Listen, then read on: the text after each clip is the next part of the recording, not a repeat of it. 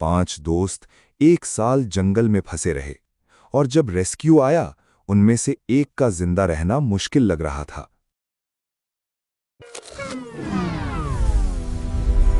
5 दोस्त आरव, रिया, कबीर, जोया और मानव कॉलेज के सबसे एडवेंचरस ग्रुप के नाम से जाने जाते थे।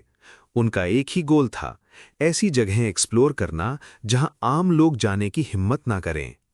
एक वीकेंड पर उन्होंने डिसाइड किया कि वो उत्तराखंड के एक दूर दराज जंगल में ट्रैकिंग के लिए जाएंगे, जिसका जिक्र इंटरनेट पर भी बहुत कम था।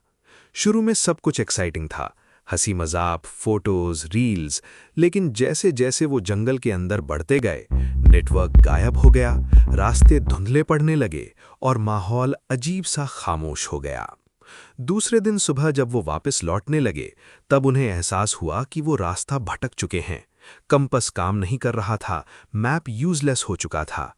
आरव ने हिम्मत बनाए रखने की कोशिश की, लेकिन अंदर से सब डर चुके थे। 3 दिन तक वो बस पानी और थोड़े स्नैक्स पर टिके रहे। फिर खाना खत्म हो गया। भूख धीरे धीरे उनकी सबसे बड़ी दुश्मन बन गई। रिया ने जंगल के कुछ फल और बेरीज ढूंढने की कोशिश की। जोया ने लीव्स और रूट्स पे रिसर्च याद करके आइडेंटिफाई किया क्या सेफ हो सकता है। कबीर और मानव ने इंसेक्ट्स पकड़ने शुरू किए। पहले सबको अजीब लगा, लेकिन सर्वाइवल के लिए उन्हें अपनी सोच बदलनी पड़ी। धीरे धीरे वो सब समझ गए कि जिंदा रहना है तो जो मिले उससे अडैप्ट करना पड़ेगा। रात को ठंड, दिन में गर्मी और हर वक्त डर, कहीं कोई जानवर ना आ जाए। एक रात जब सब सो रहे थे, अचानक झाड़ियों से तेज आवाज आई।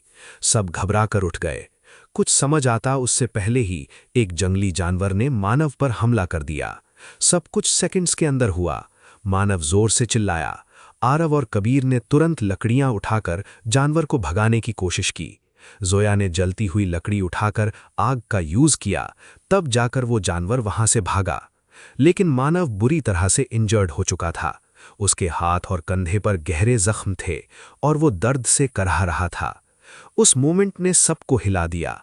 अब सर्वाइवल सिर्फ खाना ढूंढने का नहीं था, अपने दोस्त की जान बचाने का भी था। रिया ने तुरंत अपनी बेसिक मेडिकल नॉलेज यूज की।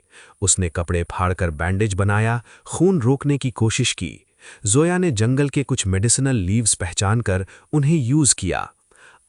कबीर ने आग जलाए रखी ताकि कोई और जानवर पास ना आए।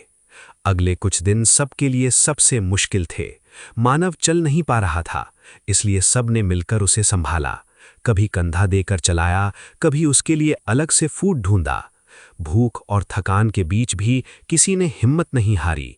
धीरे धीरे मानव की कंडीशन स्टेबल होने लगी और उसकी आंखों में एक ही चीज थी, अपने दोस्तों के लिए शुक्रिया। 1 हफ्ते बाद उनकी हालत बहुत खराब हो चुकी थी, लेकिन सबसे बड़ा चैलेंज फिजिकल नहीं, मेंटल था। महीने बीतने लगे। उन्होंने एक छोटा सा शेल्टर बना लिया, लकड़ी और पत्तों से। बारिश आती तो सब भीग जाते, धूप आती तो जलते रहते।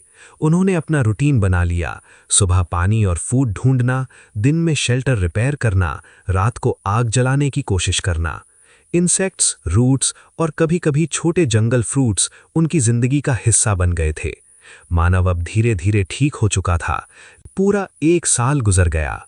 अब वो लोग जंगल का हिस्सा लगने लगे थे।